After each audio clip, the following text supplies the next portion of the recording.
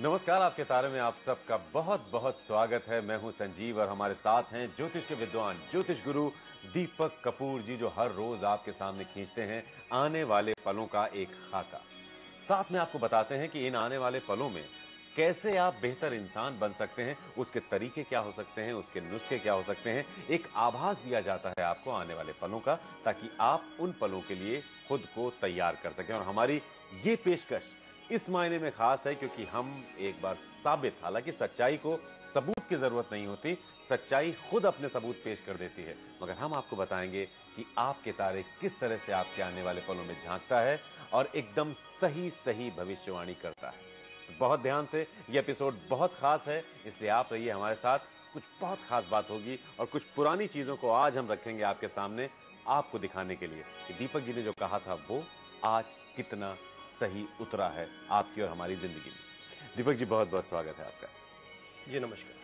तो आज की हमारी और आपकी मुलाकात बहुत खास है, जैसा कि हमने शुरुआत में कहा। खास इसलिए है क्योंकि हम आपके सामने कुछ पुरानी यादें ताजा करेंगे। 2008 जब बीता था तो हमने आपको दिखाया था कि आने वाले साल में शेयर मार्केट का उतार चढ़ाव कैसा रहेगा, किस महीने में शेयर मार्केट किस करवट बैठेगा। और आज हम आपको सबूत के साथ आपके सामने रखेंगे एक पूरी तस्वीर। आप खुद तय करेंगे कि दीपक जी की भविष्यवाणी और हमारे नेशनल स्टॉक एक्सचेंज का जो इंडेक्स है, जिसे हम निफ्टी कहते हैं, उसमें कितना जबरदस्त तालमेल था। यानी साल की शुरुआत में हमने आपको शेयर मार्केट का एक खाका दिखाया था, एक खाका खींचा था, जिसमें हमने आपको जनवरी से लेकर दिसंबर तक के सारे महीनों में शेयर मार्केट कैसा रहेगा ये बताया था। दीपक जी ने तब क्या कहा था 1 जनवरी से 15 जनवरी के बीच शेयर मार्केट के बारे में, सबसे पहले ये जान लीजिए, देख लीजिए, आगे बढ़ते हैं। जी देखिए, अभी से लेके अगले 15 दिन तक लगभग गिरावट रहेगी और एक पैनिक का माहौल बन सकता है।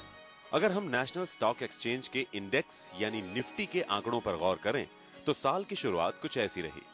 1 जनवरी को निफ्टी बंद हुआ 3033.45 अंक के साथ और 15 जनवरी आते आते ये आंकड़ा गिरकर 2736.70 अंक तक पहुंच गया।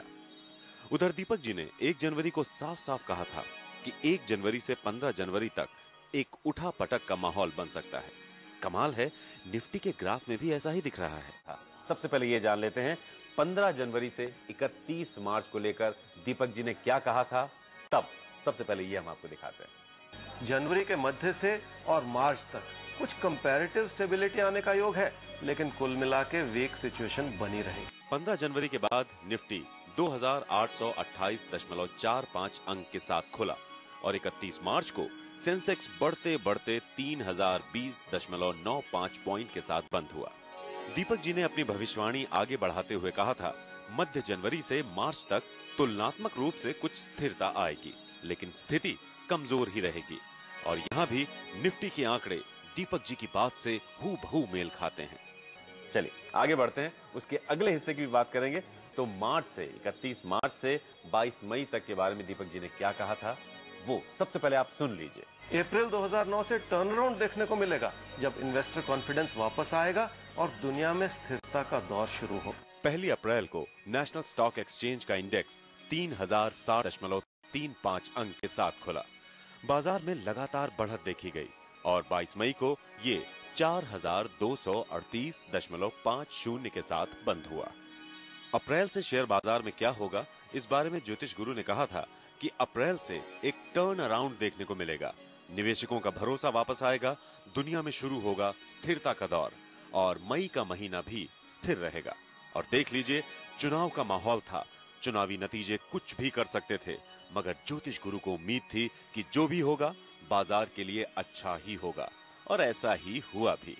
तो अब आपकी टेलीविजन स्क्रीन पर हम ग्राफिक के जरिए एक तस्वीर रखने जा रहे हैं, जिसमें हमारे नेशनल स्टॉक एक्सचेंज का जो इंडेक्स यानी जो निफ्टी है वो क्या बना इस दौरान और दीपक जी ने क्या कहा। एक बार फिर से दोनों तस्वीरें आपके सामने होंगी, तय कीजिए और देखिए ज्योतिष शास्त्र की गहराई को।